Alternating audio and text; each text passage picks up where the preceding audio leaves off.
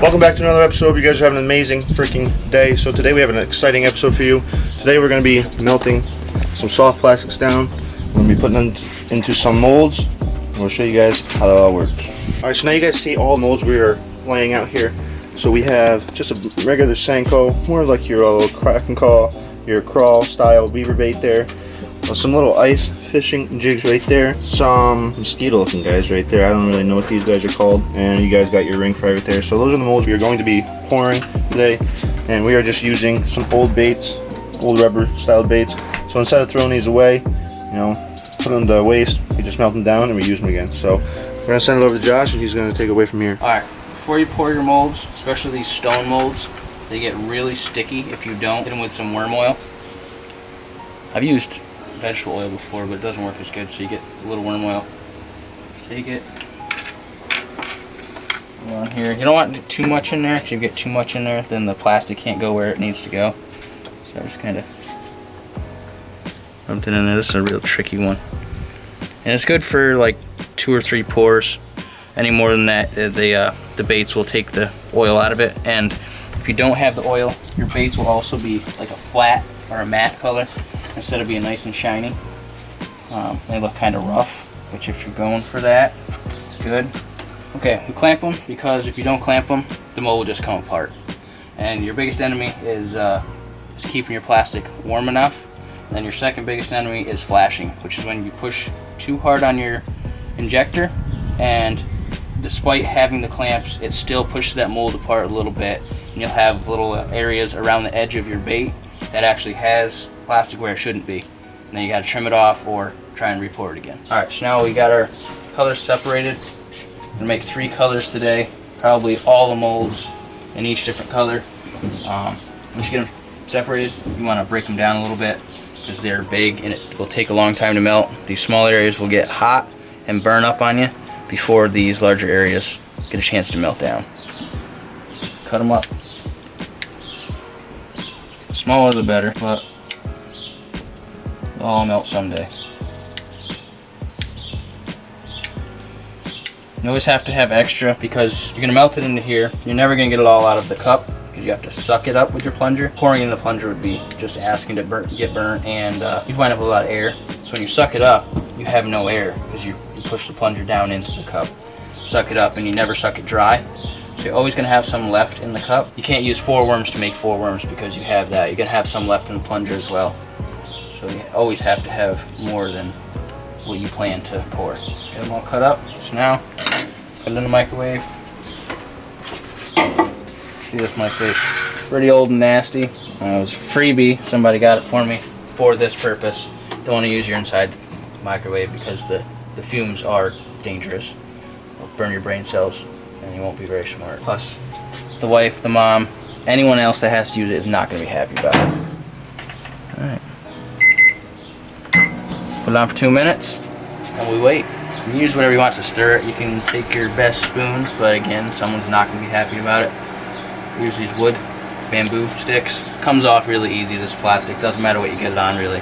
Other than a fabric, it comes off very easy. So you can just peel it right off of here. They're not going to melt, and they're disposable, so when I'm done, I throw them in the garbage. Alright, it's been about 1.5 minutes. I'm going to check it, even though we put it on for 2.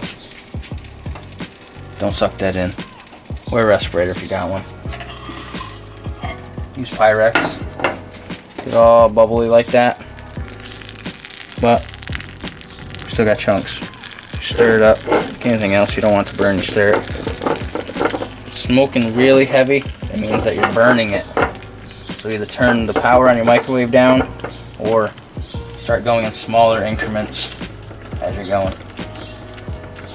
It's not going to cool down very much just from stirring it, so it definitely doesn't hurt to stir it. Alright, put it back in. Let's check it. 10 seconds early, but you can hear it in there kind of boiling.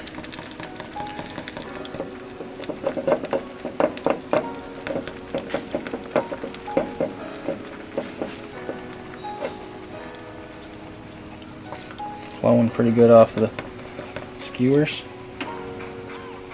Probably hot enough. If you're really going to get into it, you definitely got to buy an infrared gun. Shoots the temperature. All fluid. So we know we're hot enough. It'll pour good. If you look, Still have a lot of bubbles because it's still trying to boil. It's so hot.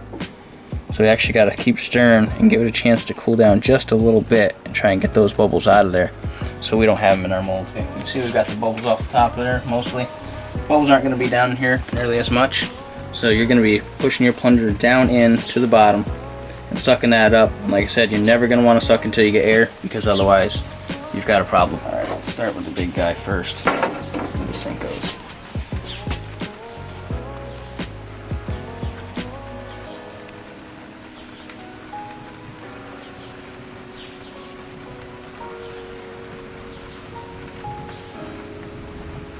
It's about as far down as I want to go. It is going to leak out on you, so make sure whatever you're over, it's not too bad to get a little plastic on. In there. Gentle push. Boom, I can feel it stopped. Don't want to push too hard. Add a little extra, top it off. She wants to skin on me already.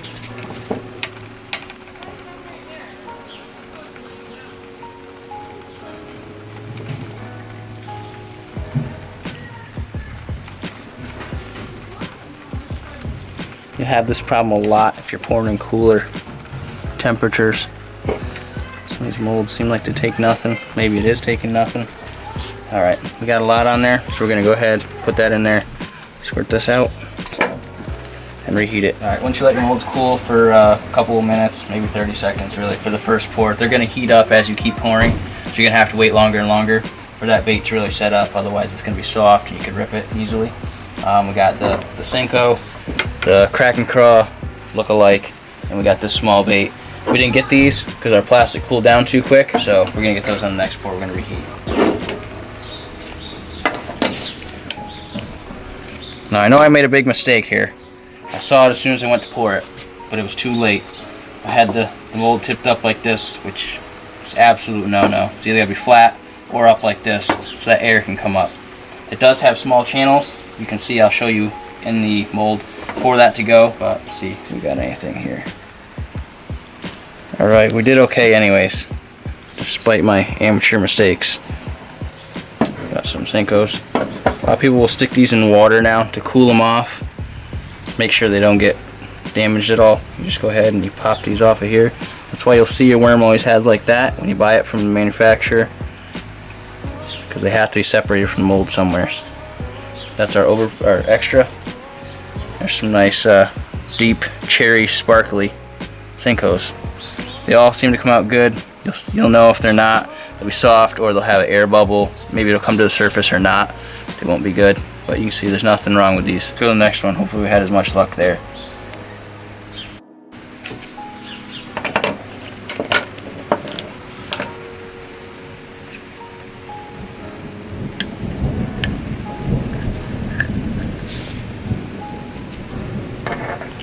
See right here what I was talking about. Well, a couple examples of what I was talking about. This one, there was an air bubble right there. If that was in the actual mold, it would be a problem on the bait. And this right here, you can see how it's real dull before I touched it. That's because there's no oil. That's the color you're going to get if there is no oil in the mold. You see how easy that releases. That worm oil does wonders. Now we have the other problem. This bait looks good, but if you look hard, you can see it's kind of clear right there. There's a bubble in it. Now maybe you can use that bait, maybe you can't. Alright, we just heated it back up. It's the same thing we just poured. Got a little too cold on us. Just took this out of the basement too for the first round. It was cold. If this is warmer, the warmer this is, the better. Like as you keep going, this will stay warm and it will just flow better. And if your plastic is hot enough, it'll try and run out of it when you're moving from one to the next. Like that. See, it's just trying to pour right out of it. That's what you want.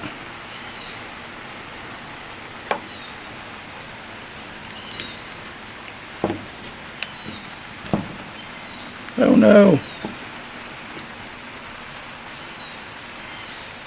I think we got it. It's definitely not worth getting burning plastic on you. Alright, open these baits that we didn't get to last time, hit them this time. Alright, we missed a couple legs on this guy. They're so small. But it's not really going to matter. This is a bug we fished with a lot at the end of ice fishing season. It's pretty deadly on the crappies. If you didn't see that, go back and check out that video. We got that on the AquaView. See the action in this bug? It's got a lot of action. Even on a really small jig head, it wobbles around really nicely. Just a little presence, and that tickles right in the crappie's face was just dynamite. All right, let's try this ring fry. It looks good. See, there's no hole down there, so it didn't suck extra material, or air in this case, that it didn't have. Because what happens is that plastic, it heats up, gets the air in it, and anything else that heats up, it expands. So you pour it in there, it hits this mold that's relatively cool, and it shrinks down. So you always gotta pour a little extra on the top of here to finish it off, otherwise it'll try and suck that in, and the end of your bait will be incomplete. Let's see what we got here. Looks like it come out pretty nice.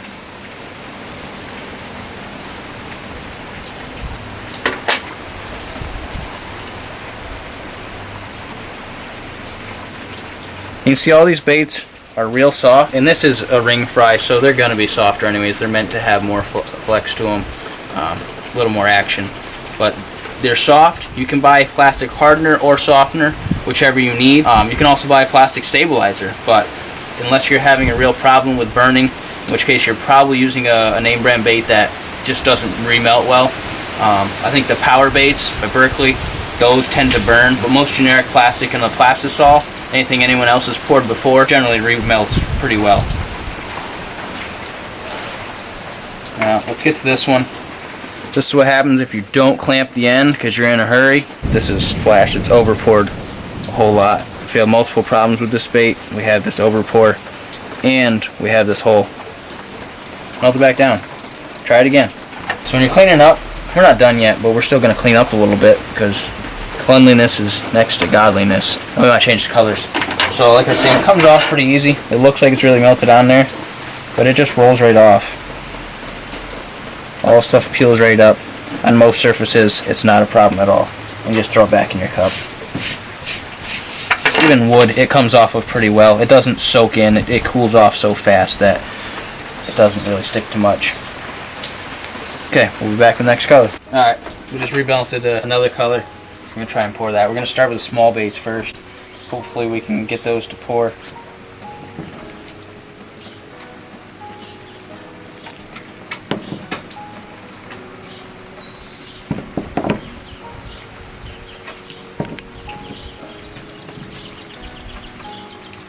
Let's get this guy with 0 clamps on it. That was perfect. Let's just do it.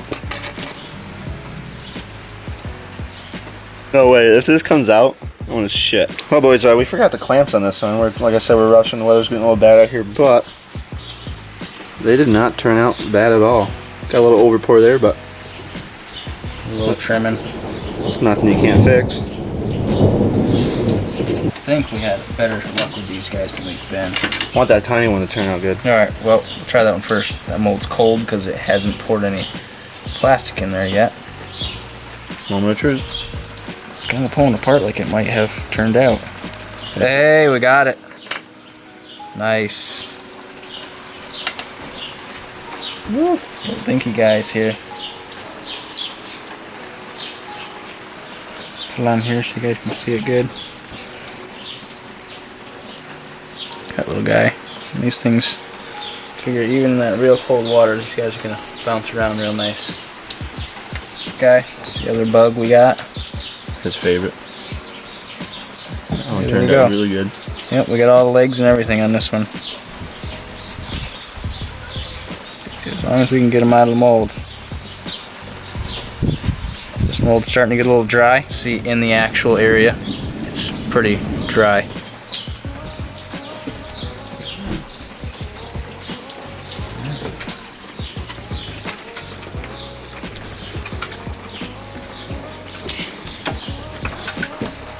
Alright, let's go for this guy. See the difference that oil makes. This bait has had nearly no oil in there. Let's see how flat that is in color compared to the other one, which really changes the whole color. So this is definitely a more natural look, but it's a little tougher to get out of the mold, so I don't know if it's worth it.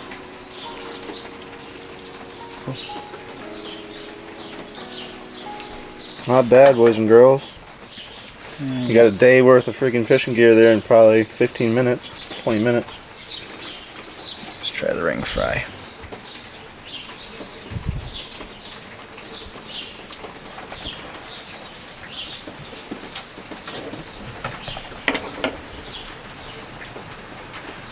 It's definitely a smallmouth bait right there. Break them right at the end.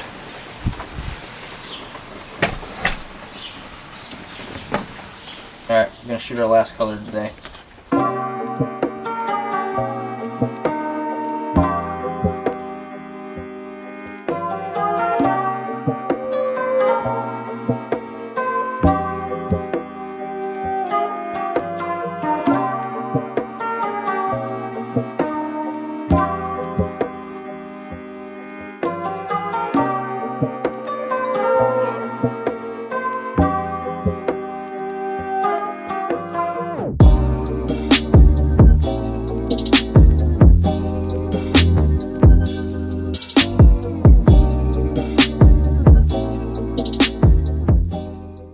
There you guys have it. This is what we poured today. Not bad for about an hour. Some of them came out bad, but hey, we're not using any plastic stuff. We're just shooting with old baits. So I hope you guys enjoyed. Doing 3 a week. So I hope you guys are enjoying the content. Leave a like so I know you guys are enjoying. And hey, they didn't turn out too bad. Like I said, still have the glitter from when you melt them down. Hope you guys learned something. And like I said, these are pretty expensive, like the whole system. But I hope you guys really enjoyed today's video. Love all the recent support. If you guys don't mind, if you're new here, hit the subscribe button, turn on the notification bell so you guys know every time I post a video. Hope you guys are enjoying the more uploads. Until next time, I will see you guys Wednesday. Love you guys. Have a good night.